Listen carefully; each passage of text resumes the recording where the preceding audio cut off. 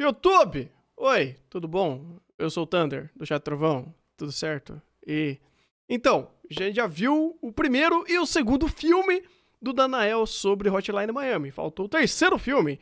Então o VTR mandou também o terceiro filme pra gente ver. Então vamos ver o filme do Danael falando sobre Hotline Miami de novo. YouTube, eu tenho aproximadamente 3 horas de conteúdo sobre Hotline Miami neste canal, e eu tô aqui pra aumentar esse tempo. Eu fiz uma análise dos dois jogos, porém Hotline Miami é uma franquia que não expandiu sua história e seu universo através de materiais suplementares. Além dos jogos, temos alguns crossovers com outros jogos indies, como por exemplo Dead Cells e Payday e tudo mais. E também, ao comprar a edição de luxo do segundo jogo, você recebe uma série de quadrinhos prequel, conectando certos pontos do primeiro jogo com o do segundo, e apresentando alguns personagens. Eu falei brevemente delas, elas são legais, só que elas não são bem canônicas, e tudo que precisa saber dos personagens tá no jogo mesmo, então tá tudo bem. A maior parte da mídia de Hotline Miami que existe por aí, mídia que não são jogos, são coisa de fãs, e tem algumas coisas muito boas de fãs, inclusive. Inclusive o Twitter oficial de Hotline Miami compartilha alguma dessas criações de fãs, o que é muito legal. Existe, entretanto, um material suplementar oficial de Hotline Miami. Seu nome é Hotline Miami Wildlife, e ele é um quadrinho com 8 edições. É uma história fechada e finalizada, e eu estou aqui para explicá-la e, mais importante, criticá-la. Então, nos meus vídeos eu bati muito na tecla de que Hotline Miami 1 e 2 são obras-primas e perfeitos, maravilhosos, minha história favorita de todos os tempos. Wildlife, não. Ela é uma história fácil de entender dessa vez não tô nem mentindo, é realmente fácil de entender o que tá acontecendo. Direto ao ponto, simples, beleza. Então, nesse vídeo aqui, o que eu vou mais fazer mesmo é criticar ela. Eu achei, tipo, aceitável, é legal, é divertido, tá ok, mas... Então vamos terminar esse rolê Será que ele gosta? Falando de Hotline Miami nesse canal com chave de pedra. Não sei. Antes de eu explicar a história e falar do quadrinho em si, 3 coisinhas aqui. Em primeiro lugar, essa é uma história que depende muito dá problema quando em Jojo as pedras rolam. Hotline Miami em geral. Então eu recomendo que ou vocês assistam meus vídeos, porque eu explico bem, ou joguem jogos e depois assistam meus vídeos, porque eu quero dinheiro. Segundo lugar, quando eu estava fazendo meu vídeo sobre Hotline Miami 2, eu comentei que nunca é deixado claro se a explosão de 85 foi causada pelos russos ou não. Era provável que fosse o caso, mas não tinha nenhuma confirmação direta. E aí alguém nos comentários falou que Wildlife confirma que foram os russos e que Wildlife é canon. É o seguinte, tem muitas coisinhas nesse quadrinho que contradizem os jogos ou lidam com certas coisas da lore de Hotline de uma maneira diferente dos jogos. De uma maneira que eu quase consigo dizer isso aqui não é canon não, porque não deveria funcionar assim. Como puta nerdola que eu sou de Hotline Miami, eu só olho pra algumas cenas com uma cara de não é isso. Vamos chegar a algumas contradições quando eu falar do quadrinho em si, mas em geral, eu diria que esse quadrinho não é canônico, e se algum desenvolvedor falar é canônico, então ele funciona de uma maneira muito diferente dos jogos e causa algumas contradições na história. Não contradições, é estranho, a gente vai chegar lá depois. Então a bomba pra mim continua sem ter uma explicação de origem. Aí pode ser também, né, tipo o Kawahara falando que a Mito é canônica. Tá, é muito específico, eu trouxe de novo um exemplo ruim, Thunder adora fazer isso, porém, entretanto, todavia, é aquele negócio, canônico é o que é considerado da linha cronológica oficial da história. Se essa linha cronológica oficial da história é cagada depois de outro material que vem depois e caga na cabeça do que já tava certo, aí a gente tende a dizer que não é canônico porque é ruim. Mas geralmente é isso, né? É filler quando é ruim. Não é filler quando é bom. Aí ele é só um material de complemento. É assim que funciona. Canônica plausível. Por mais provavelmente ter essa da União Soviética mesmo, é o que faz sentido. Em terceiro lugar, eu consegui não censurar o meu vídeo de Hotline Miami por causa do estilo gráfico do jogo. Eu vou ter que fazer isso aqui, então esse vídeo vai tá cheio de blur, tá? Não tem muita escolha, Hotline Miami é violento. Enfim, vamos começar a história YouTube não gosta de violência. Wildlife e entrar neste universo mais uma vez, talvez pela última. Começamos com um fast forward pro dia 6 de junho de 1989. Isso é bem no meio do primeiro jogo, e estamos vendo este único membro da máfia russa tentando escapar de uma casa grande. Em geral, uma base da máfia russa. Ele não consegue, ele logo é morto por um dos mascarados. Nosso protagonista, no caso, seu nome é Chris. Foi Chris que causou essa chacina inteira, matando dezenas de membros da máfia russa. De maneira similar aos personagens soca pedra? Chris, então, anda até um sofá, senta, acende um cigarro e alguém aponta uma arma contra a sua cabeça, falando, não se mova. E essa pessoa era uma criança. E aí cortamos pro dia 1 de março de 89. Isso é um mês antes dos eventos do primeiro jogo. E a gente vai voltar pra sendo um garoto lá pra frente só, então vamos com calma. Vemos Chris jogando fliperama com seu amigo Blake. Importante apontar que tem um fliperama na garagem do Chris, o que é irado, mas enfim. Eles têm uma conversa casual e amigável sobre jogos, basicamente. E os fliperamas ali no fundo são referências a jogos antigos, com exceção deste daqui, que é só Downwell mesmo. Tipo, um jogo que existe, jogo indie meio recente. Recente igual 2016, mas tudo bem. Isso é porque Downwell foi distribuído pela Devolver, que é a distribuidora de Hotline Miami, então eles têm os direitos, então conseguiram botar Downwell como um jogo no fliperama do arcade, do negócio de Hotline Miami, Wildlife, é isso. Incoerências, uma ligação de uma organização agradecendo ele pela doação que ele fez. O legal desse quadrinho comparado com os jogos é que ele é bem focado em diálogo, então a gente vê a resposta da pessoa no telefone sempre. Então o Chris está tipo, que dinheiro não doei? Ah não, sim, os cheques, verdade, desculpa. A pessoa no telefone então fala, já que você demonstrou grande apoio a outras organizações patriotas, achamos que você talvez possa nos ajudar de uma maneira mais prática, mais significativa. Perguntando então se o Chris ama o país dele. E o Chris fala meio confuso, sim, mas... E outra pessoa no telefone fala, manteremos contato. Ok, primeira questão importante desse quadrinho em relação aos jogos. Vocês a esse ponto já têm PhD em Hotline Miami, então vocês já perceberam que isso foi uma ligação da 50 Blessings. Sim. Entretanto, ela foi muito diferente do que estamos acostumados. Nós já vimos Jacket e Jake recebendo a primeira ligação deles. Pra Jake, é apenas uma gravação. A ligação não entra em contato com ele direto, só fala pra ele ir pra algum lugar e o Jake meio que chega à conclusão de que tem que matar a pessoa. Pro Jacket, existe uma ameaça velada na ligação. E a explicação mais direta do que tá acontecendo, do que ele tem que fazer, está em um pacote que ele recebe. Nesse caso aqui, só falam pro Chris, ei, você quer se juntar? O que vai bastante contra o que o Cannon já falou sobre a... mas aí eu tenho um hot take sobre isso. É o estagiário. O estagiário ligou pra ele. Maldito estagiário. 50 Blessings. Que é, eles ameaçam. Eles ameaçaram o Richter por não ter interesse. Esse telefonista, ele tava aprendendo. O Richter e ameaçaram sua mãe. Essa primeira mensagem deu uma ideia mais ou menos do que ele deveria fazer. Não bate com a maneira como 50 Blessings funcionava até então. Quando eu li pela primeira vez, eu achava, talvez não seja a 50 Blessings. Talvez seja alguma outra organização, ou sei lá. Não, é a 50 Blessings. Ele fala pro Blake desse rolê inteiro dele estar doando dinheiro pra organizações patriotas.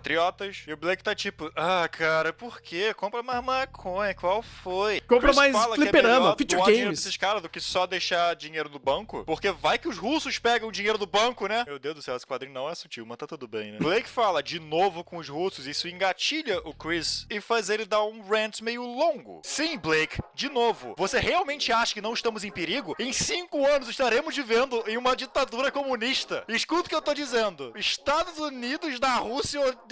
Ai, meu Deus do céu. Essa cena é incrível. Gente, assim existe de verdade, tá ligado? Aí a parte... e a gente nem tá em 80 e pouco pra isso existir.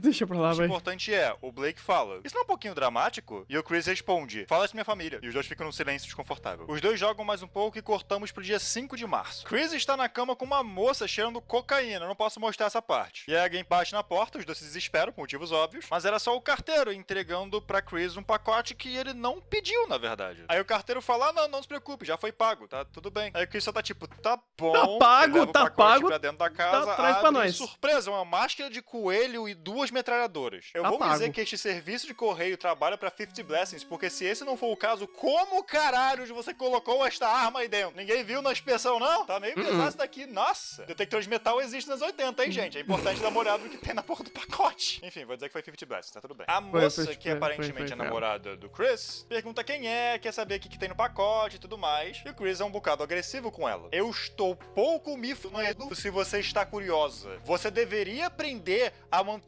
suas patas longe das minhas coisas, tá bom? E a mulher...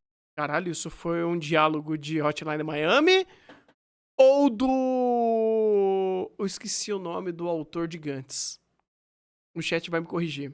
Eu veria muito esse mesmo diálogo em em Gantz, ou Giant, ou qualquer outra obra dele. Eu veria muito esse diálogo. Pra ficar tipo, não, sim, ele é uma babaca, vou embora. Meio que termina com ele e vai embora. Cortamos pro dia 8 de março. O Chris tá comendo pizza de boas em casa e aí o telefone toca. O Chris atende falando, aqui é o Chris. Olá, Chris, aqui é Mike, o encanador. Eu preciso que você conserte um cano. Você falou que você queria trabalho, né? Os donos perguntaram se você pode fazer isso amanhã. E violência contra velhinhos. Vão embora aí o dia inteiro, então qualquer hora depois das 9 pode ser. O Chris fica tentando cortar ele de tipo, que porra você tá falando? Que é isso? Que você tá falando? Escuta aqui. E a pessoa no telefone responde, não, escuta você. Traga as ferramentas e uniforme que eu te dei e vá para... Aqui está o endereço e tal. Amanhã à noite. Segure suas perguntas. Você vai receber suas respostas lá. Novamente é a 50 Blessings e novamente nós vemos a 50 Blessings funcionando de uma maneira bem diferente de como funciona nos jogos. Começou com os códigos normais e aí logo depois é tipo, não. Vai pra aquele lugar, você tem perguntas. Cala a boca, vai naquele lugar e tal. Tá, peraí, eu só quero fazer um questionamento que talvez ao longo do vídeo isso possa ser respondido. Os quadrinhos são canônicos, mas não Hiroi Aoki, obrigado. Ele é canônico, porém, ele não é escrito pelos criadores do jogo, certo? Então, a forma de levar a narrativa é diferente. Faz sentido, mas, de novo, às vezes o autor não pegou a mesma ideia, ele quis dar uma outra repaginada da forma de Hotline e ser uma forma mais Hiroi Aoki. Puta, agora eu ofendi Hotline Miami. Agora eu avacalhei, mas tudo bem, vamos lá. Não parece muito com o encanador não, hein? Tá saindo um pouquinho da sua história. A ideia dos códigos é pra despistar. São literalmente códigos militares. Eu vou chegar na parte militar daqui a pouquinho. A 50 Blessings redirecionava ligações também pra realmente não chegar nela. Sim. É tipo a empresa mais precavida do mundo. As ameaças são veladas ou fora do telefone. E nesse caso aqui, né? Não, eles revelaram um pouquinho demais. Chris, depois da ligação, fica inquieto, levanta sutil quando e um vai elefante cagando na sala. The Pit. Tem uma fase em Hotline Miami 2 chamada Into the Pit, que é quando você vai no esgoto, mas acho que tem nada relacionado não. Lá ele encontra o barman, Wilson, amigo dele, e eles só batem um papinho com algumas ocasionais xenofobizadas contra russos aqui e ali. Ele enche a cara até o que parece ser madrugada, seu amigo Vinny aparece, os dois vão até a casa de Chris e Chris dorme. Essa cena toda meio que foi feita pra mostrar o quão tenso o Chris está. Pulamos pro dia seguinte, o dia 9 de março. Chris passa o dia inteiro andando de um lado para o outro na sua casa, fumando, tenso, muito tenso, até chegar 8 horas da noite, quando ele pega uma bolsa e sai de casa. No caso, ele dá uma fungada numa cocaína e sai de casa. Ele vai até o endereço que a 50 Blessings falou pra ele, coloca a máscara de coelho, achando a situação inteira ridícula, leva sua malinha até a porta e é dado umas boas-vindas um pouco agressiva por um membro da máfia russa. E aqui acaba o capítulo 1. Capítulo 2 acontece logo em seguida. Chris tá saindo correndo de um bando de gangster. Nenhum deles acerta, porque ok, beleza, tranquilo. Inclusive, esse aqui tá com uma camisa vermelha, ele tá quebrando o uniforme, pô. Chris se esgueira dos carros pra conseguir escapar dos tiros e pega suas próprias armas. O outro ali, o outro e ninguém consegue se acertar durante um bom tempo, até Chris conseguir, porque ele é o protagonista. Resumindo, ele consegue matar os três usando o cérebro, distraindo os russos e usando momentos oportunos pra matá-los. Ele levou apenas um tiro de raspão, então ele caminha até seu carro e dá pra ver no rosto dele a adrenalina que isso causou. Voltamos então pro dia 10 de março, ou seja, um dia depois. Ele tá de boas fumando maconha com seus amigos Vinny e Blake. E é uma noite calma e tranquila. Eu vou pular muito desses diálogos meio irrelevantes, só que tem muito diálogo dos personagens sendo pessoas. Esse é um desses casos. O ponto é mostrar que Chris está bem, ele tá tranquilo. Vinny até depois vai falar com ele, perguntando como é que ele tá, porque alguns dias antes ele tava meio tenso, e ele parecia estar tendo problema com pessoas, alguém no telefone, alguma coisa do tipo. E o Chris fala, não, foi resolvido, tá tudo bem, eles não eram tão ruins assim, não. E aí ele diz, faz um tempo que eu não me sinto tão bem assim. E aí, temos um flashback. Voltamos pra Massachusetts em 1986. O dia 3 de abril, especificamente. É um flashback. Chris tá jogando basquete na faculdade, jogando conversa fora, provocando seus colegas. Até que alguém sai pra quadra onde eles estão e fala, merda, Chris, tu é de São Francisco, né? Sou, mas todo mundo entra agora. É terrível, os russos... E aí Chris vê, em uma notícia na televisão, a cidade de São Francisco explodindo. Como acontece em Hotline Miami 2. Vemos o Beard morrendo por causa dessa explosão. Chris era naturalmente de São Francisco, que volta pro início dessa HQ, quando Blake diz que ele está exagerando e ele responde: fala isso pra minha família. A família inteira de Chris morreu na explosão. Temos esses painéis aqui se aproximando do rosto de Chris chocado, e na página seguinte temos Chris, agora usando a máscara de coelho, com seu rosto se afastando cada vez mais. Legal. Ele mata um russo. Ele só mata todo mundo nesse estabelecimento da máfia russa. Pô, a quadrinização desse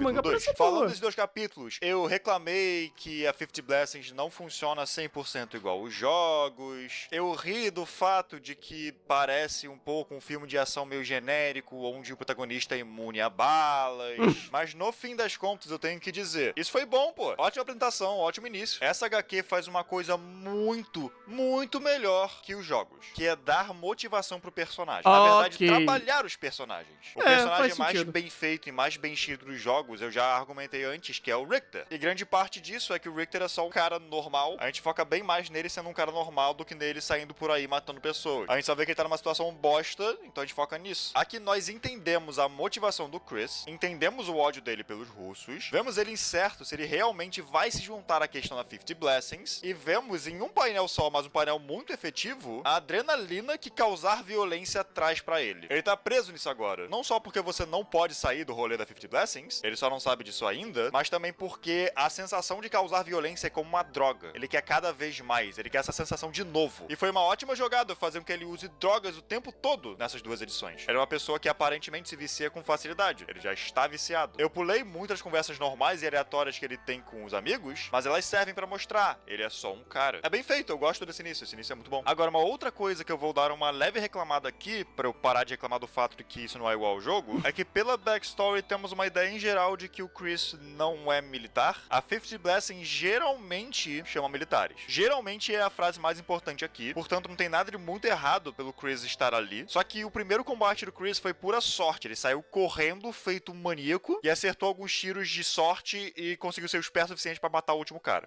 Eu quero fazer um ponto aqui.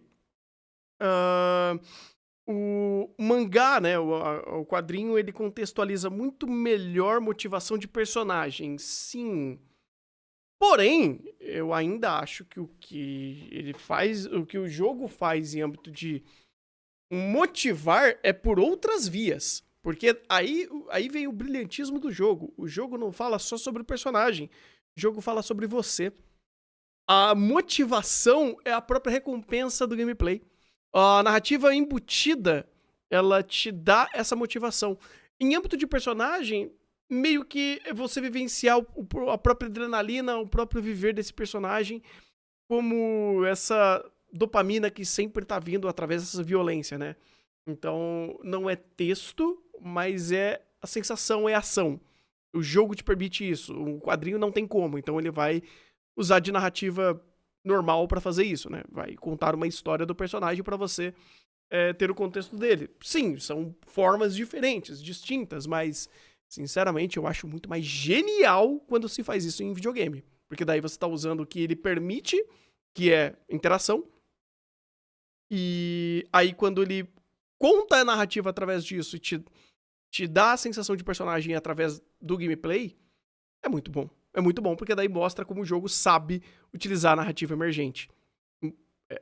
E aí você consegue vivenciar a experiência do personagem na própria pele dele. Literalmente. Você tá fazendo aquilo. Isso é do caralho. O próximo combate sai a partir daqui? Não, ele é um deus. Ele funciona que nem qualquer personagem Hotline Miami. Mas Chris parecia ter sido só um civil antes. Então como exatamente ele consegue fazer essas porra? Isso é um probleminha nos jogos também, em particular com Evan. Ele não parece ter experiência militar, porém ele consegue entrar no lugar e incapacitar um exército inteiro da máfia russa. Mas acho que é porque os combates no quadrinho são tão cinematográficos que eu só fico olhando com uma cara de como é que você consegue fazer isso, Chris. E fica ainda pior porque eu acho que os próximos personagens que aparecem... mas aí pergunta por Resident Evil como que o Chris consegue fazer isso. Chacinar russo, o poder do sim, eu acho. Não é grande coisa, eu seria muito hipócrita se eu desse muita atenção pra isso, não desse atenção nenhuma pras coisas irreais dos jogos. Tipo, o coronel totalmente bêbado matando um puma e arrancando o crânio dele. Então vamos só continuar. Até porque é aqui que eu acho o quadrinho meio que cai um bocado. Vamos lá. A terceira edição, que eu vou chamar ainda assim de capítulo 3, tem uma capa muito caralhuda. Seremos apresentados a um personagem novo e eu acho que esse é o design design favorito dos mascarados. E o nome do capítulo não é capítulo 3, é intermissão número 1, diferente. Porque o quadrinho vai fazer uma coisa parecida com Hotline Miami 2 e mudar o foco da história. Parar de lidar com o Chris um pouquinho e lidar com um novo personagem. Esse novo personagem chama Mike, dono de uma lojinha de conveniência. E no dia 10 de fevereiro de 89, ele é visitado por uns mafiosos russos que estão ameaçando ele pra ter dinheiro de proteção, certo? Normal, beleza, tranquilo. Ele é ameaçado com uma faca e ele fala, chama uma ambulância, mas não pra mim. Ele pega uma pistola que tava escondida e dá um tiro nos dois mafiosos. No dia 12 de fevereiro, seu amigo Garrett aparece e mostra que ele virou capa de jornal. Eles dão uma leve racistada contra russos também, né? Ai, não pode escrever no jornal que matar russo é bom pro país, porque senão vem esses esquerdais falando, isso é racista. Eu acho esses comentários um pouquinho muito, tipo, na cara, mas é engraçado. Eu acho ele escrito de uma forma engraçada. Mas eu vou dizer que esse quadrinho vilaniza bastante russos, bem mais que os jogos, inclusive. Enfim, o Mike fica, tipo, 3 páginas inteiras reclamando de russos, e o Garrett fala, bom, pelo menos esses russos agora sabem que não podem mexer com você. E o Mike tá tipo, é isso aí. E a gente corta pro dia 17 de fevereiro e o mercadinho do Mike pegou fogo. No caso, tacaram fogo, obviamente foi a máfia russa. E no dia 6 de março, ou talvez um pouco antes, de repente, Mike fogo é chamado divino pela 50 Blessings, começa a usar uma máscara de corvo e começa a matar russos. No dia seguinte, dia 7 de março, descobrimos que ele agora está trabalhando em uma lanchonetezinha. Seus colegas de trabalho estão tipo, cara, como é que você consegue? Você falou de toda a tragédia que aconteceu com você e todos aqueles problemas. E ainda assim você parece bem, você tá tranquilo aqui, servindo os clientes com um sorriso no rosto. Como é que você consegue? Ah, eu tenho tentado melhorar espiritualmente, sabe? Até yoga. Yoga tem ajudado bastante, deixando bem relaxado. Ele só se vê como um otimista hoje em dia, pelo menos é o que ele diz pra elas. Temos depois uma ceninha dele levando o esporro de alguns clientes que estão totalmente errados. Eu te falei pra não botar maionese. Não, não falou. Você falou que eu tô errado? Ah, não, desculpe, senhor. Tudo bem, vou levar pra cozinha. E depois disso, cortamos pra ele matando mais russos. Ele está usando a violência como terapia, uma forma dele não surtar, essencialmente. Ele tá realmente lidando com estresse, mas a forma dele lidar é canalizá-lo nessas saídas noturnas que a 50 Blessings leva a ele. Para! Somos só contadores. Sim.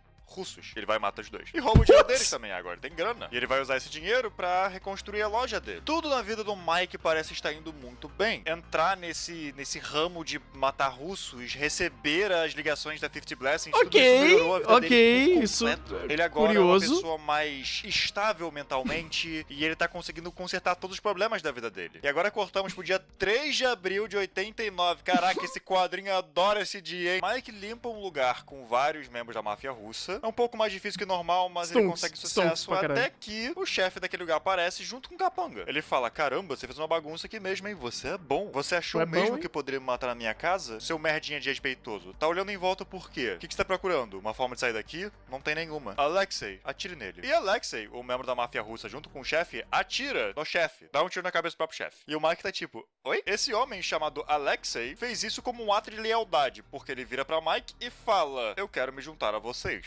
Alexei sempre teve o desejo de ir pros Estados Unidos. E quando eventualmente chamaram ele pra um trabalho, ele aceitou e veio pra Miami. Porém, ele não sabia que esse trabalho era aquilo. Máfia. Ele não era assim quando ele saiu da Rússia, porém ele meio que se acostumou. Só que ele queria abandonar essa vida, ele realmente queria, mas ele sabia que nunca iam permitir. Aí ele pensou em ir embora, ir pra bem longe. Porém, eles precisam pagar pelo que fizeram com Alexei. Eu admiro que vocês defendem o seu país dessa merda inteira de gangster. Eu quero limpar com vocês, eu quero ajudar. E o Mike tá tipo... O Mike explica, ok, tem 2 problemas. Em primeiro lugar, você não escolhe fazer isso. Tipo, eles te ligam e você meio que vai. Outra coisa, o Mike fala, eles só me notaram porque eu tava no jornal uma vez. Ok, tá bom, beleza. A 50 Blessings só decidiu que esse cara que apareceu no jornal, na verdade, é tipo totalmente apto pra matar russos. Tá bom. Mas é porque deve ter algum sentimento patriótico ou anti-russos. É verdade, não é como se estivesse acontecendo, tipo... protestos pra isso. Não é como se xenofobia tivesse virado um bagulho comum no universo de Hotline Miami, depois do evento em São Francisco, nada do tipo, não, é só parte da lore mesmo. Enfim, ele fala, em segundo lugar, você é russo, caralho. Eles nunca iam deixar você entrar e te dar um tiro assim que você tentasse qualquer coisa. Você é um cara legal, mas você entendeu? Não dá pra entrar nessa situação inteira. Aí o Alexei fala, na verdade eu acho que tem uma forma. E ele dá um tiro na cabeça do Mike e Mike morre. Ele pega a máscara do Mike, pega a carteira de motorista dele e fala, nova casa, novo carro, novo nome americano e mais importante, novo trabalho. Legal, eu só espero que ele não tenha uma esposa. Seria terrível matar a esposa. E nisso acaba acabamos o capítulo 3. Ok, beleza, ok. Então, beleza, ok. Tá bom, beleza, vamos lá. Ok, vamos lá. Em primeiro lugar, o Alexei meio que foi importado da Rússia pra virar gangster. Os Estados Unidos tinha muito esse problema, tanto nos anos 80 quanto pelas próximas algumas décadas, de imigrantes chegaram no país e, por não ter nenhum emprego ali, virarem pra uma vida de crime. Entrarem em crime organizado e tudo mais. Mas o motivo pelo qual isso acontece é pelo que eu falei, é uma falta de oportunidade. O Alexei queria ir pros Estados Unidos e a forma que ele conseguiu fazer isso foi se juntando ao crime organizado russo em Miami. Só que ele não sabia que esse era o trabalho quando ele saiu da Rússia. O que significa que a máfia russa tá, tipo, com falta de pessoal, então eles estão importando literalmente russos da Rússia pra servirem na máfia russa nos Estados Unidos. E o Alexei falou que ele não tinha experiência com esse tipo de coisa no país dele. Esse tipo de coisa eu levo em consideração também, sei lá, matar gente. A máfia russa tá importando randoms pra ajudar ali. Segundo ponto, e esse vem por sabermos muito pouco da história do Alexei, porque ele sabe que os mascarados são parte de uma organização. Tipo, ok, pensa um pouquinho comigo. Nos jogos tem esse cara chamado Pavel, que interroga todos os mascarados que ele conseguir. Ele interroga e mata Jake, eventualmente. Depois ele explica pra Evan tudo que ele sabe. O que ele sabe não é muita coisa. É só eles não eram vigilantes, mas eu não sei o que eles eram. Eles eram muito organizados pra serem vigilantes, mas não dá pra saber o que eles eram. E também quando o Evan pergunta o que eles queriam com a máfia russa, o cara basicamente fala, eu não sei, porra. E aí vem o Alexei aqui e tá basicamente, sim, você, mascarado, daquele grupo de mascarados, que são pessoas ultranacionalistas, patriotas, tentando matar russos. Quero me juntar a vocês porque vocês matam russos e eu quero matar russos. É tudo que vocês fazem, porque você é uma organização toda perfeitinha, toda bem feita. E ele descobriu isso no dia 3 de abril. A gente vê os mascarados começando a ser mortos pouco depois, tipo a partir de maio e junho e tal. É quando a máfia russa tá tipo, ok, vamos descobrir o que é esse problema. Da maneira que tava antes, parecia que era não desorganizado, mas era um problema tão pequeno que não dava nem pra saber o que tava acontecendo ali. Mas não, o Alexei só meio que descobriu tudo mesmo. E o gênio do Mike também foi lá e falou pra ele. Esse é o terceiro ponto. Mike comprovou que ele tem um total de 4 neurônios funcionais simultaneamente. Você quer fazer parte da nossa organização super secreta e tudo mais? Deixa eu explicar como é que ela funciona por completo pra você, seu completo estranho. Seu completo estranho que eu deveria estar matando agora, afinal, né? Porque é o que eu faço. Além disso, você não vai poder entrar, por mais que você tenha uma arma apontada na minha cara, já que você é russo, sabe? Eu vou fazer o seguinte, eu preciso sair agora, pra resolver uma coisinha. Eu vou voltar, tipo, 1 minuto, 2 minutos da explicação, aí eu sumir e vocês terem conteúdo. Rapidinho, aguenta aí. Não sabia que esse era o trabalho quando ele saiu da Rússia. O que significa que a máfia russa tá, tipo, com falta de pessoal, então eles estão importando literalmente russos da Rússia pra servirem na máfia russa nos Estados Unidos. E o Alexei falou que ele não tinha experiência com esse tipo de coisa no país dele. Esse tipo de coisa eu levo em consideração também, sei lá, matar gente. A máfia russa tá importando randoms pra ajudar ali. Segundo ponto, e esse vem por sabermos muito pouco da história do Alexei, como é que ele sabe que os mascarados são parte de uma organização? Tipo, ok, pensa um pouquinho comigo. Nos jogos tem esse cara chamado Pavel, que interroga todos os mascarados que ele conseguir. Ele interroga e mata Jake, eventualmente. Depois ele explica pra Evan tudo que ele sabe. E o que ele sabe não é muita coisa. É só eles não eram vigilantes, mas eu não sei o que eles eram. Eles eram muito organizados pra serem vigilantes, mas não dá pra saber o que eles eram. E também quando o Evan pergunta o que eles queriam com a máfia russa, o cara basicamente fala, eu não sei, porra. E aí vem o Alexei aqui e tá basicamente, sim, você, mascarado, daquele grupo de mascarados, que são pessoas ultranacionalistas, patriotas, tentando matar russos. Quero me juntar a vocês porque vocês matam russos e eu quero matar russos. É tudo que vocês fazem, porque você é uma organização toda perfeitinha, toda bem feita. E ele descobriu isso no dia 3 de abril. A gente vê os mascarados começando a ser mortos pouco depois, tipo a partir de maio e junho e tal. É quando a máfia russa tá tipo, ok, vamos descobrir o que é esse problema. Da maneira que tava antes, parecia que era não desorganizado, mas era um problema tão pequeno que não dava nem pra saber o que tava acontecendo ali. Mas não, o Alexei só meio que descobriu tudo mesmo. Ele sabe. O gênio do Mike também foi lá e falou pra ele. Esse é o terceiro ponto. Mike comprovou que ele tem um total de 4 neurônios funcionais simultaneamente. Você quer fazer parte da nossa organização super secreta e tudo mais? Deixa eu explicar como é que ela funciona por completo pra você, seu completo estranho. Seu completo estranho que eu deveria estar matando agora, afinal, né? Porque é o que eu faço. Além disso, você não vai poder entrar, por mais que você tenha uma arma apontada na minha cara, já que você é russo, sabe? Então eu vou rir da sua cara disso, porque eu não consigo me segurar. Dica pra vida pra vocês, meus queridos. Se alguém estiver com uma arma apontada na sua cara, não ria da cara da pessoa. Geralmente não dá muito certo, não. Se o Mike fosse um tiquinho mais inteligente, ele poderia só ter enganado ele. Tipo, não, sim, tudo bem, vou apresentar eles aqui, me ajuda a levantar. Já que você já fez esse pactozinho de paz entre nós dois, tá tudo bem, vamos lá pro meu carro. E aí, enquanto eles estiverem pro carro, o Mike só dá um tiro nele e ele morre. Não é tão difícil pensar em fazer isso, meu querido. Quarto ponto. que o Alexei acha que ele vai fazer, cara? Tá, ele roubou a vida do Mike, basicamente. Roubou a carteira de motorista, então ele tem acesso aos documentos do Mike. Não sei se ele percebeu, mas ele não tem o rosto do Mike. Então, enfim, não sei. Eu vou dizer que eu não sei, mas na minha cabeça, pessoalmente, o seu endereço não está mostrando na sua carteira de motorista, né? Como é que ele vai saber o endereço do Mike? Talvez lista telefônica, mas ele também não sabe o número do telefone. Enfim, digamos que ele consegue saber onde fica a casa do Mike, vai até lá, porque ele tem que ir pra lá, porque ele tem que atender o telefone, já que esse é parte do ponto. A preocupação dele é se ele tem uma esposa. Se ele tiver, é triste. Ele não queria ter que matar a esposa, mas seria necessário. Tá bom, meu querido gangster. Você deve saber que esse não é bem o maior problema. O cara tá morto. Como é que você acha que você vai assumir a vida dele, cara? Você pode dormir na casa dele, mas ele deve ter amigos. A gente sabe que ele tem. Você deveria saber que ele tem. Se tivesse uma esposa, se você matasse ela, as pessoas iam sentir falta da esposa. Então essas pessoas têm vida. Você é um gangster, meu querido. Você não pode só fazer isso. Vamos lá. O Mike tinha amigos. O Mike tinha emprego. O Mike provavelmente pagava o aluguel. Mesmo que não pagasse, tem outras contas que ele teria que pagar. Seguro do carro, seguro de vida. Os vizinhos iam ver que quem tá saindo da casa do Mike não era o Mike. Você é um gangster, meu querido. Você sabe que sumir com pessoas não é tão fácil assim. Especialmente quando você quer, sei lá, dormir na cama deles depois. Não dá pra fazer isso. E eu conheço vocês, então eu sei que alguém aqui nos comentários vai falar: na verdade, nos anos 70, 60, 50, 40, não sei, lá nos Estados Unidos tinha esse cara que fez exatamente essa mesma coisa e deu certo. Então, esse argumento está inválido, Daniel. Vocês entendem a pouca probabilidade disso dar certo, né? Porém, é uma história, então vai dar certo. Casos reais não ajudam em nada na credibilidade disso daqui. Foi um plot device muito mal escrito e muito mal feito. Na verdade, a exceção confirma a regra. O fato de existir... mas tem um cara ali... isso só prova o quão impossível ou pouco provável isso é feito. E pensando dessa forma, ok, eu entendi o que o autor queria fazer com essa passagem. Tipo... de virar o jogo, nossa, e não seria legal se alguém matasse o mascarado, assumisse a máscara dele, e aí você dá esse twist.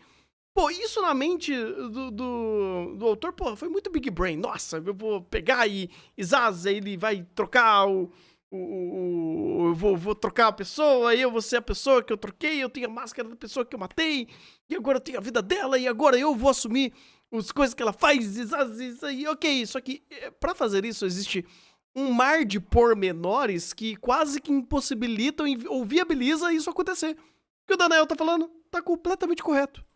Meu Deus do céu. Enfim, essa reviravolta fez eu perder... Tentou copiar o Kira, mas o Kira é outro problema. Antes que eu pule de um prédio. Capítulo 4, na verdade se chama capítulo 3, porque essa coisa anterior foi só uma intermissãozinha. Mas vou chamar de capítulo 4 ainda assim, foda-se. Começa no dia 10 de janeiro de 89, com o Chris jogando Downwell, na máquina de fliperama que fica do lado de Monkey Pong. E ele tá conversando com a namorada dele, que no caso é diferente da outra que tinha aparecido antes. Ou no caso, ela tá conversando com ele não tá ouvindo nada. Isso dá pra uma discussão, onde ela fala que ele é bem distante e parece que não escuta ela direito. E é claramente porque ele tá com trauma. Trauma de São Francisco e trauma dos russos. A situação das bombas e a morte de tudo que ele conhecia fez com que ele criasse esse ódio contra russos, mas junto disso, uma depressão, de certa forma. Ele fala que tem dias que ele mal consegue sair da cama, sair pra ir, fazer amigos, começar a namorar, tudo isso é ele tentando melhorar, mas ele não consegue deixar isso pra trás. A namorada fala: nem tudo é sobre os russos, Chris. E o Chris responde com um textão: tudo é sobre os russos mesmo, porque eles fizeram ser sobre eles. Quando eles explodiram São Francisco, tiraram tudo do Chris. Vida, família, amigos, nada da infância dele existe mais, é a culpa dos russos. Então sim, tudo é sobre os russos. E aí pulamos pro dia 2 de maio de 89. O Chris está com sua roupa de coelho e ele encontra um homem usando uma máscara de corvo, que no caso é o Alexei, não é o Mike. Chris fala: agora eu entendi o que eles quiseram dizer com você não vai estar sozinho. 50 Blessing chamou os dois pra mesma missão. E ninguém em um mês questionou o fato do Alexei ter tomado a vida do Mike na foda-se, eu acho. Enfim, no próprio quadrinho falam que é estranho terem chamado os dois pra mesma missão, mas considerando qual é a missão faz sentido, porque tem muita gente. Esse deve ser o capítulo que eu menos vou mostrar a cena de ação, que acontece daqui a pouquinho. E o motivo é o seguinte: o Chris fala, enfim, pronto pra festa? E o Alexei responde: péssima piada, mas parece apropriado. Então vemos que os russos alugaram um parque de diversões pra fazer uma festa infantil. Os dois se posicionam e começam a atirar em todo mundo, incluindo nas crianças. Na verdade, como vamos descobrir daqui a pouco, pouco só o Alexei atira nas crianças, só que os dois estão usando metralhadoras, então eu acho difícil o Chris não ter acertado ninguém. Por motivo de plot, vamos falar que ele magicamente errou as crianças, assim como todo mundo sempre magicamente erra ele. Obviamente eu não vou mostrar essa cena, né? Chris fala, a gente falou sem crianças, seu maluco. E o Alexei fala, eu não tava mirando nele não, mas é que ele tava muito perto do pai.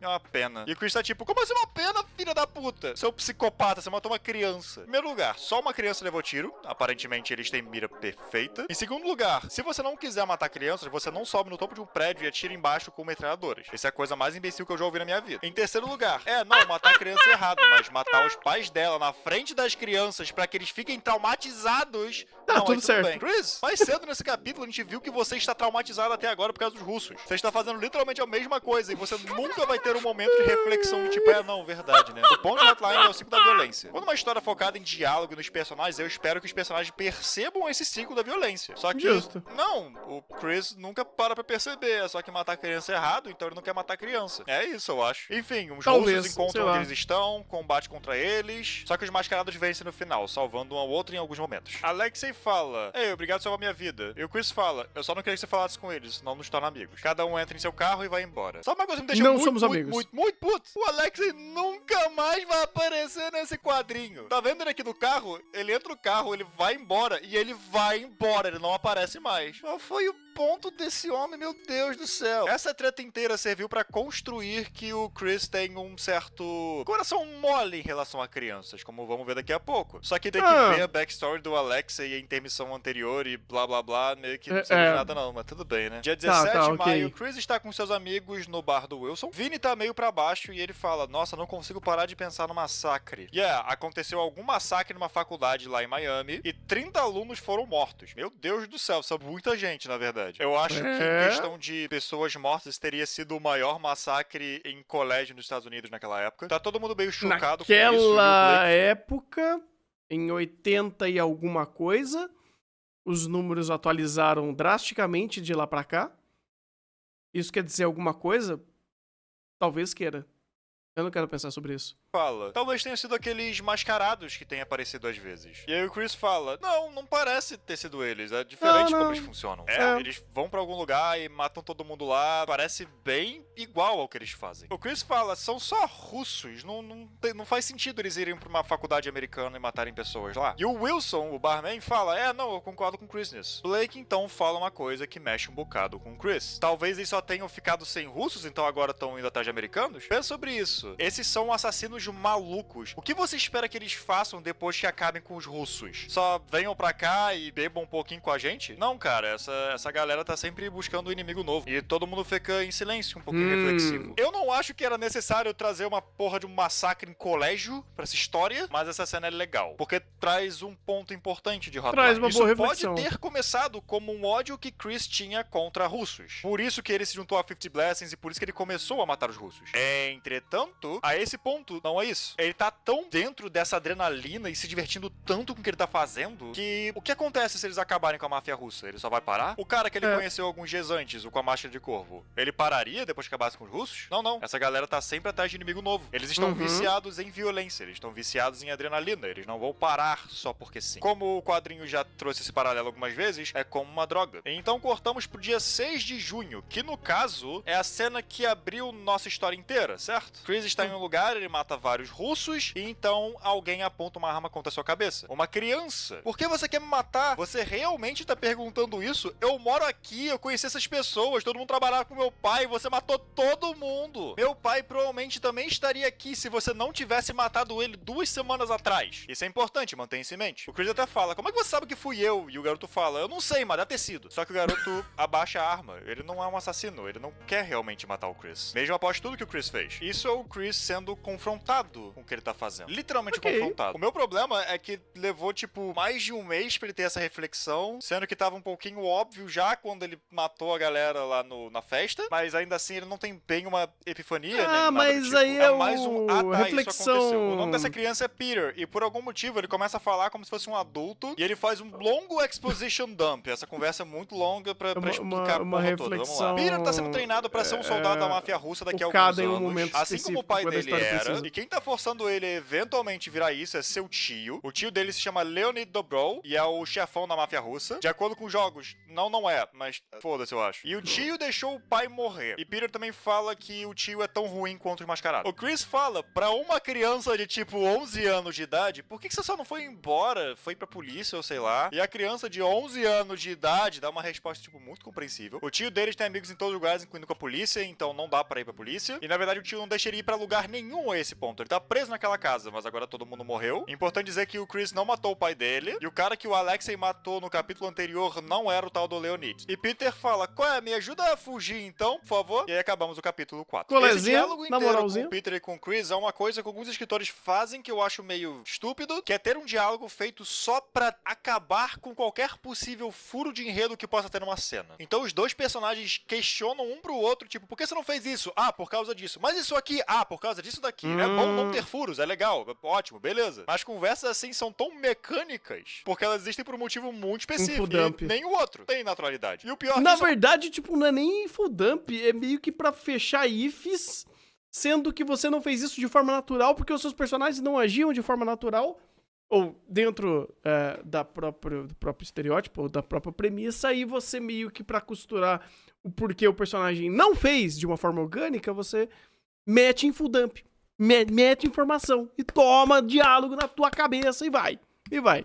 Uma criança tendo essa conversa. O moleque parece muito mais maduro do que deveria ser. Adquirir maturidade não tem problema, beleza, mas só é estranho mesmo. Pra que botar uma criança na história? Essa criança não vai ser uma criança. Enfim, vamos lá pro capítulo 5, né? Ah, porra, outro interlúdio. Espero que estejam gostando da história do Chris, porque falta 4 capítulos, 2 deles são interlúdios, então só faltam 2 capítulos pra história do Chris acabar. Quer dizer, intermissão, mas enfim. Essa daqui é interessante, que ela começa no dia 22 de junho de 1969. Isso é bem no meio da guerra do Vietnã. Vemos esse soldado americano chamado Kurt conversando com seu companheiro, que pergunta, está pronto? E o Kurt responde, que porra de pergunta é essa? Depois de baterem boca um pouquinho, o homem entrega para Kurt um cantil, que tem um pouco de whisky dentro. Enquanto Kurt bebe, vemos que tem um facão no fogo. O braço de Kurt está todo fudido e infeccionado. Então seu parceiro pega o facão e corta fora o braço de Kurt. E aí, imediatamente, pulamos pro dia 24 de fevereiro de 89. Kurt agora é um alcoólatra, deprê, só um braço, frustrado que ocorreu a Guerra do Havaí e os Estados Unidos entrou em confronto direto com a União Soviética. Porém, não só ele não pôde participar por causa da falta de braço, como ela se encerrou um pouco rápido. No caso, por causa do São Francisco, e aí tivemos a coalição russo-americana cessando todas as desavenças políticas entre Estados Unidos e União Soviética. Não as sociais, é claro. O povo americano continuava odiando russos. Tem essa fala aqui que eu adoro. Se a gente tivesse reagido assim em Pearl Harbor, eu estaria pensando em japonês agora. Eu não sei porquê.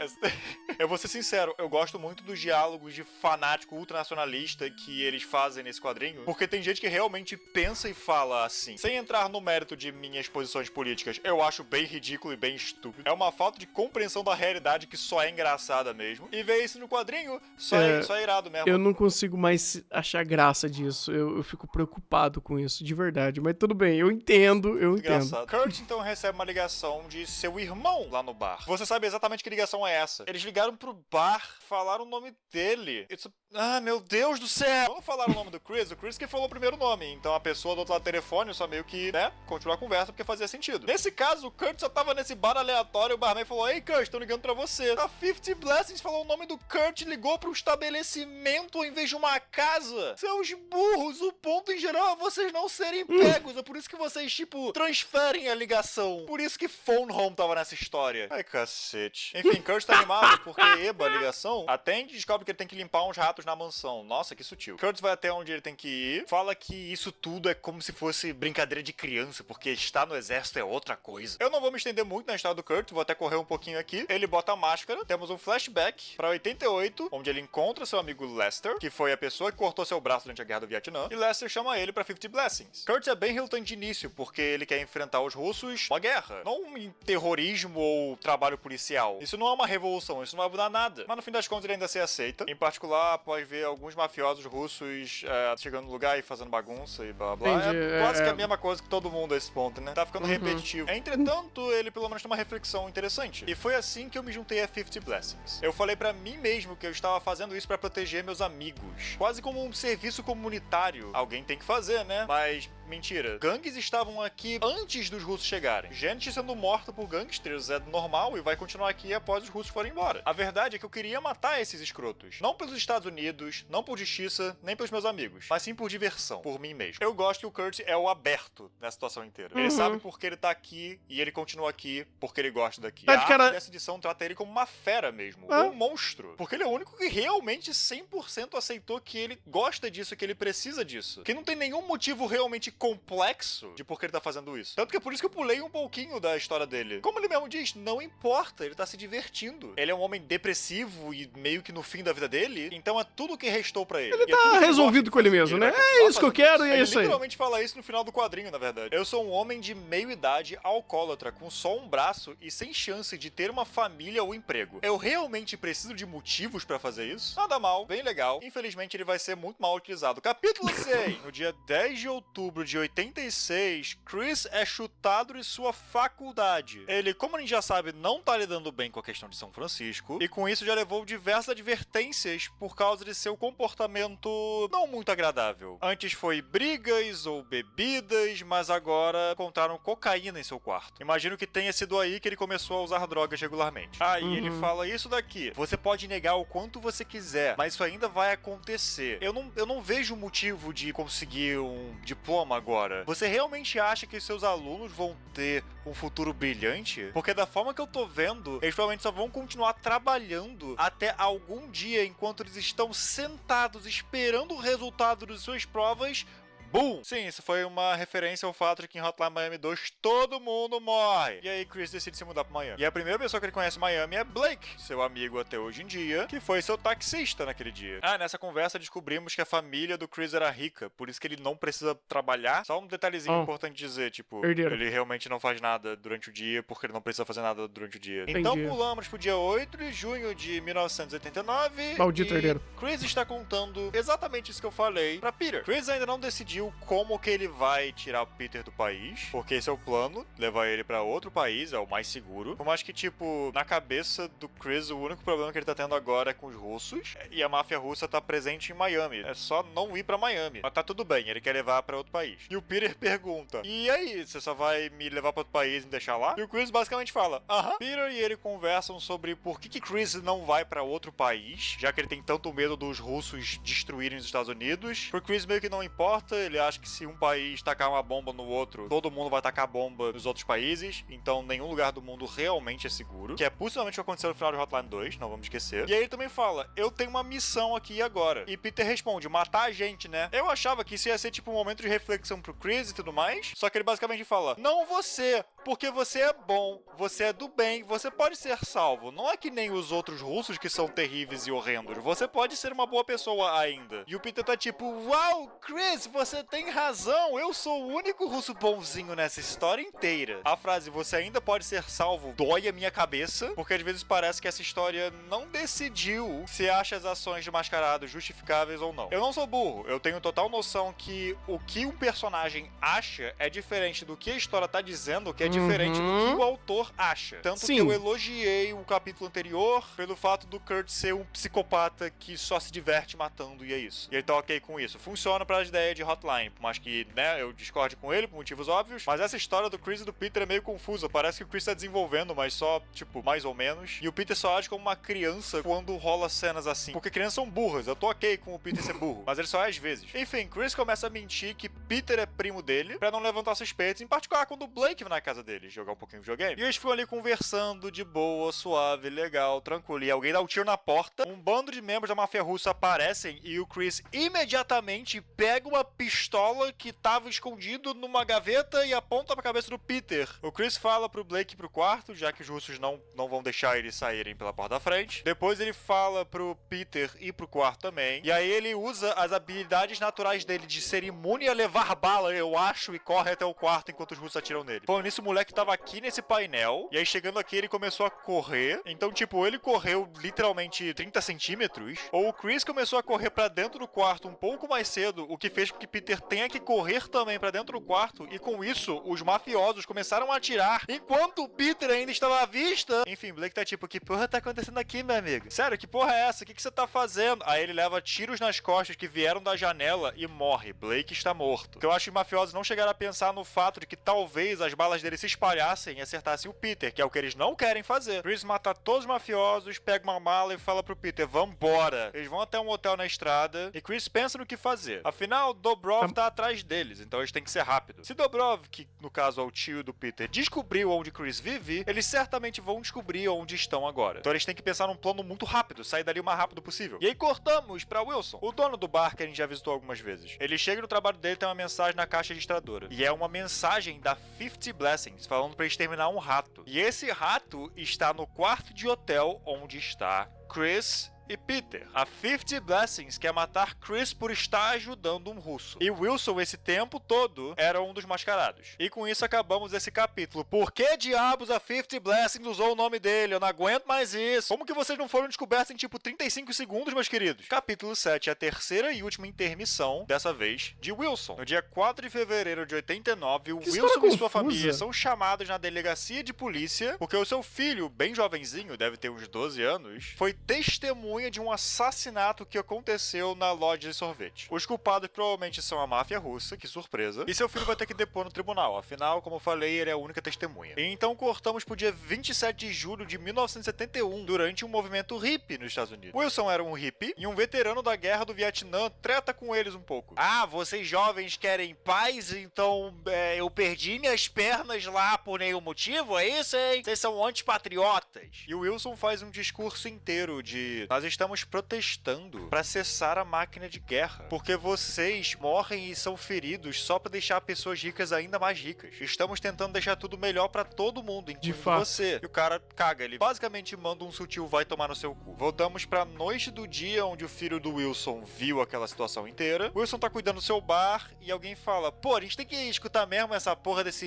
hip hop a noite inteira? E o Wilson responde de uma forma muito agressiva. E é dito que isso não é normal, é uma atitude estranha pra ele. Ele tá tenso, obviamente, após o seu filho passar pelo que ele passou. Falando isso, você tá falando com o Chris, provavelmente, acabei de perceber. E o Chris, entre aspas, até fala, eu sei que isso não ajuda muito, mas geralmente não pegam esses caras, então seu filho nem vai ter que depor, provavelmente. E por mais que o Wilson concorde, ele tá muito puto. Tipo, ele não aceita que isso só tenha acontecido. É o bairro dele, a família dele, e esses russos mexendo com isso. Inclusive, isso meio que contextualiza um pouquinho a xenofobia que o Wilson mostrava no início desse quadrinho. Enquanto conversava com o Chris lá no capítulo 1 mesmo. E o Chris fala, olha, se você tá com tanta raiva dos russos, eu acho que eu consigo te ajudar aqui com uma coisinha. E entrega pra ele um papel da 50 Blessings, falando que ele doou dinheiro pra eles algumas vezes, e que são uma organização patriótica e tudo mais. Wilson liga pra eles, e aí eventualmente eles ligam pra Wilson, ele vira um dos mascarados. Ele tem que explicar pra sua esposa por que ele voltou pra casa machucado no primeiro dia que ele seguiu o que a 50 Blessings pediu, mas dá pra ver que ele gostou muito, que talvez seja algo bem regular. E ele promete pra esposa que sempre vai mantê-los protegidos. Vai todo mundo ficar bem. É claro, a esposa não sabe da questão das máscaras, mas Wilson só promete protegê-los. No dia 11 de maio, 2 meses depois de Wilson começar as aventurazinhas dele, Vinny chega no bar e fala, pô, cara, esse negócio de mascarados e tal é meio bizarro, né, não? E o Wilson tá tipo, não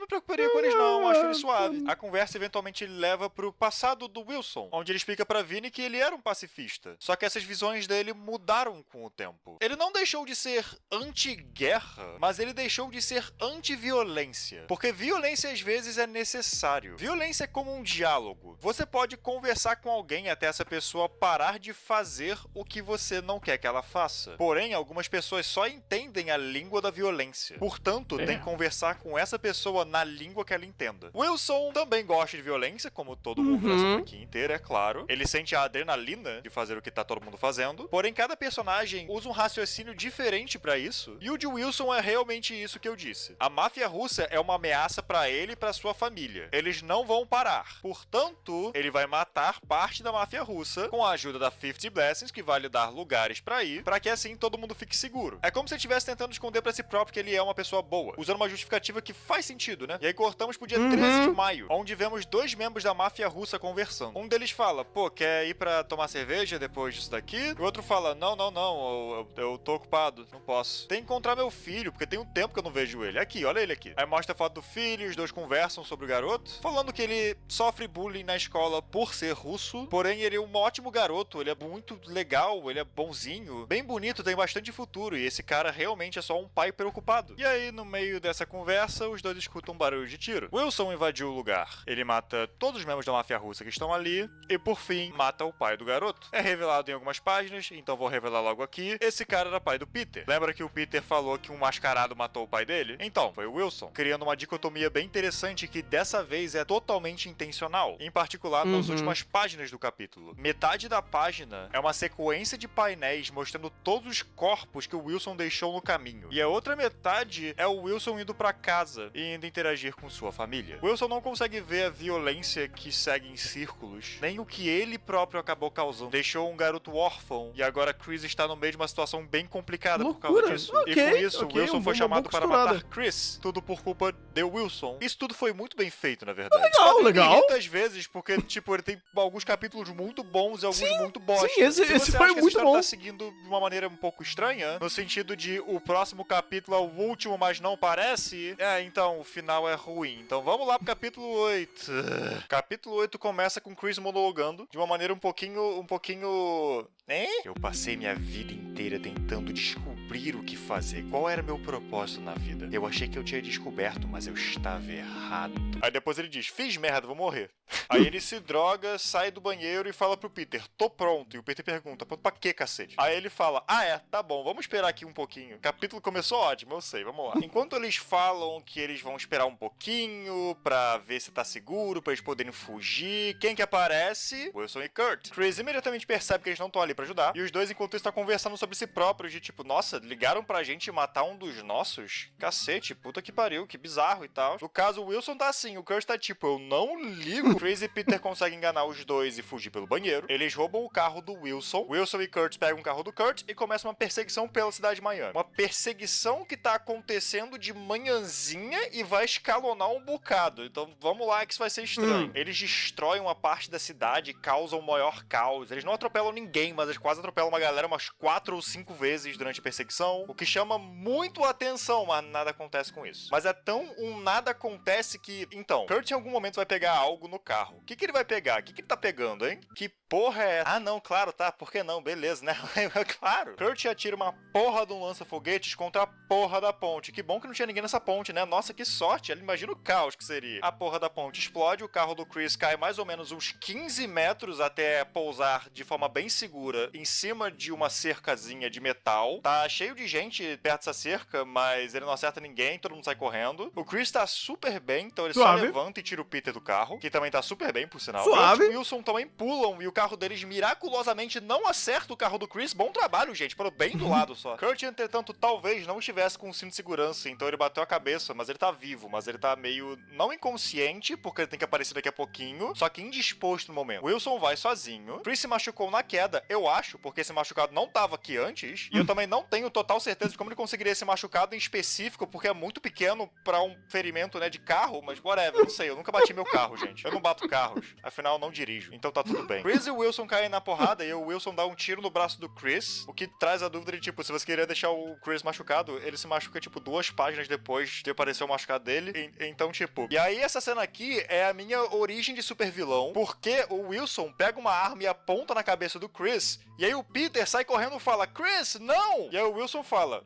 Chris? E aí o Chris fala, Wilson? Por quê, cara? Por quê? Esse filme persegue, cara. Esse filme sempre vai me perseguir. Agora, em defesa desse quadrinho, eu tenho total certeza e total noção que essa cena queria mostrar que eles se reconheceram por causa da voz. Quando o Peter sai correndo e grita o nome do Chris, o Chris fala, garoto, volta pra se esconder. E aí sim que o Wilson fala, Chris, e aí o Chris fala, Wilson. Então eles reconheceram a voz um do outro, já que eles são amigos e tal. Só que não só eles jamais mostram o rosto um pro outro pra confirmar que são eles mesmos, como o Wilson nunca é mostrado como super duplo super extremamente próximo do Chris, ao ponto de, tipo, reconhecerem a voz um do outro. A gente nunca viu o Wilson na casa do Chris, por exemplo, é só naquela boate. E, tipo, uma boate tá alto, é difícil você conseguir decorar a voz de alguém quando tem uma música tocando a 480 decibéis no fundo sempre que você encontrar a pessoa. Sei lá, cara, isso tudo parece uma esticada de lógica meio absurda. Mas calma que continua não normal daqui a pouco, vamos lá. Os dois começam a conversar, trocam informação, o Chris explica o que tá acontecendo, que ele tá ajudando esse garotinho russo, e o Wilson fala, merda, é por isso que eles nos chamaram então. O Chris pergunta, como é que eles descobriram? E o Wilson fala, eu acho que eles estavam espionando a gente. E isso jamais vai ser trazido à tona de novo. Tipo, jamais. Não é nem tentando conectar com o jogo, porque sempre que a 50 Blessings tenta matar alguém no jogo, algum dos mascarados, quero dizer, é simplesmente por causa de algo que a 50 Blessings poderia saber. Então a ideia da 50 Blessings saber que o Chris estava cuidando do Peter e só saber disso porque estavam espionando, meio que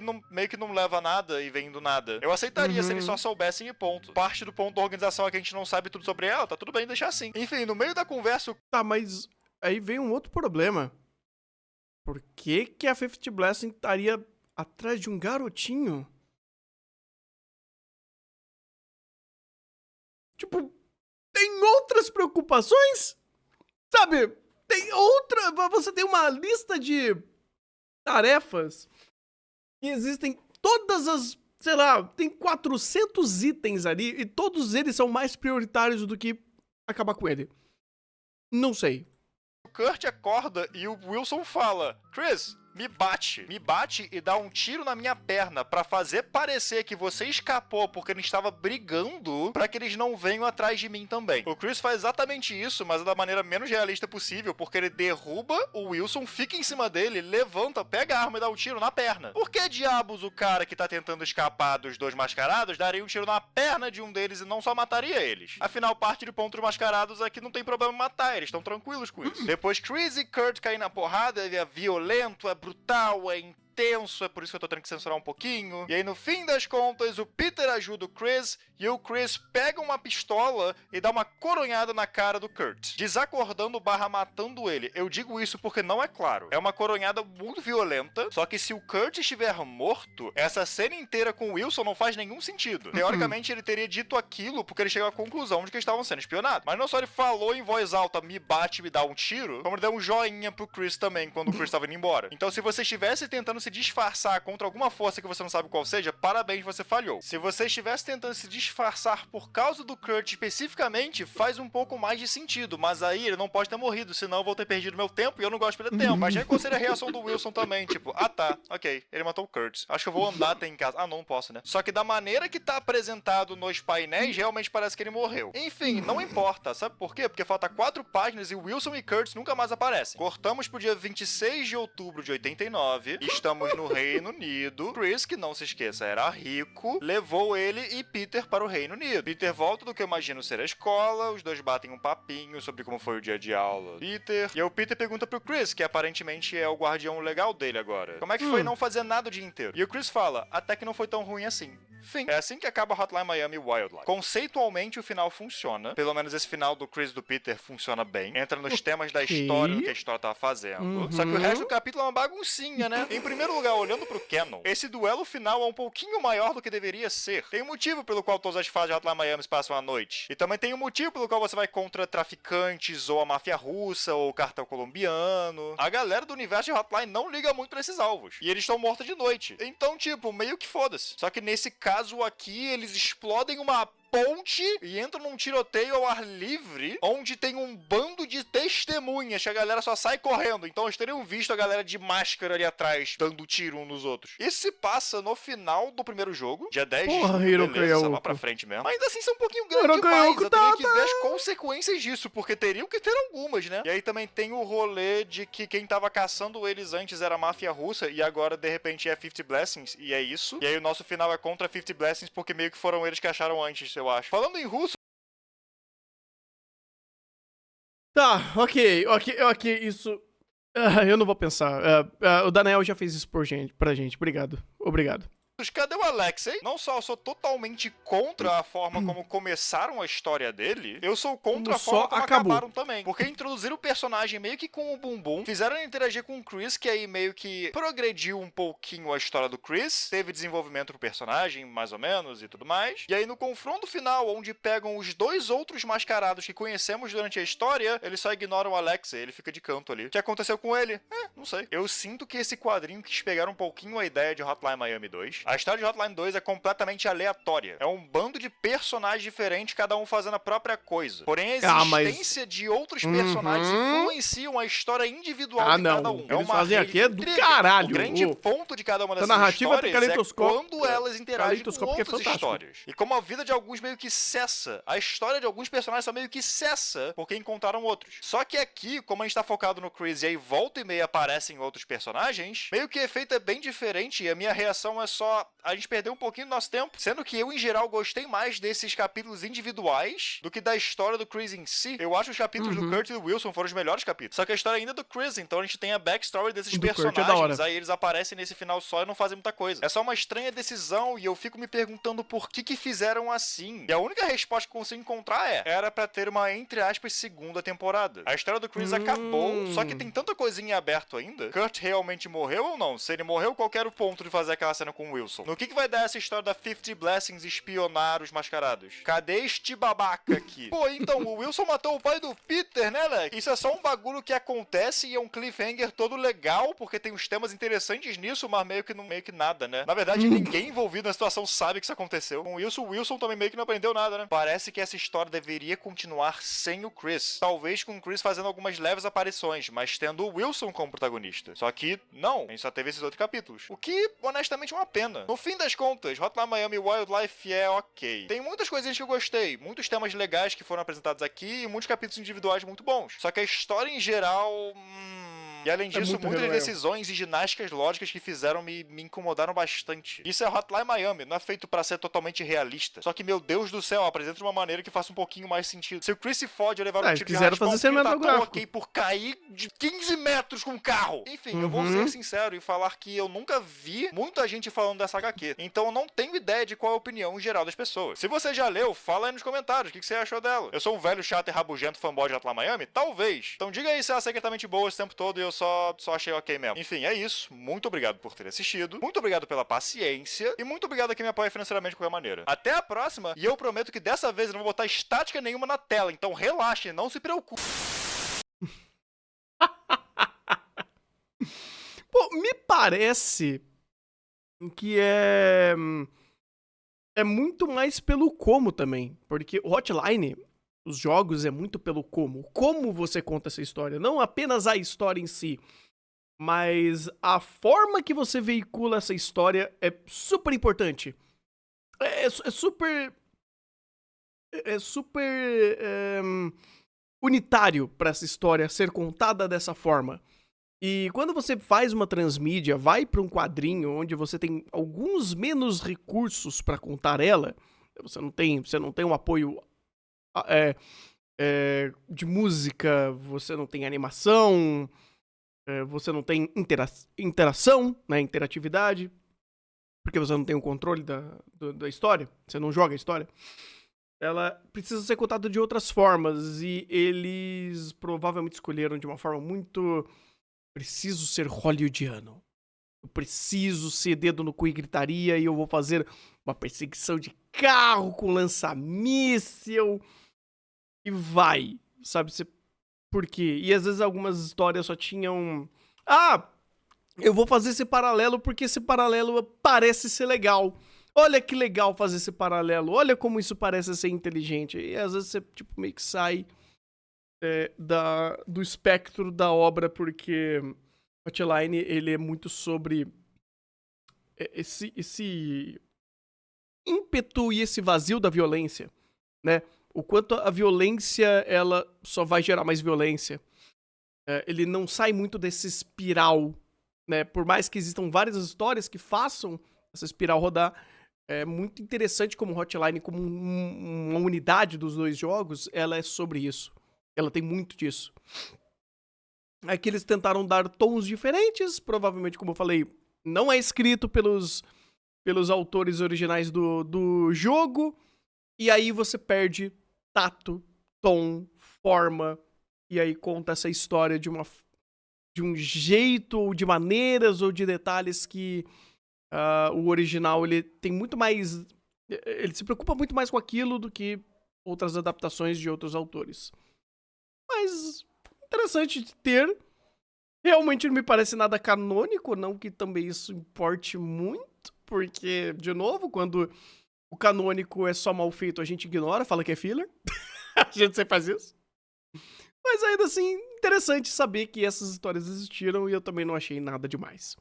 Ainda acho que os dois jogos, eles são, assim, o primor, principalmente narrativo, principalmente de aproveito, e é isso que vale, né? Aí, Hotline. E eu acho que eu tô com vontade de jogar Hotline, hein? Acho que talvez eu faça uma run de Hotline. Pô, Danael me instigou. Mas é isso. Bom anime.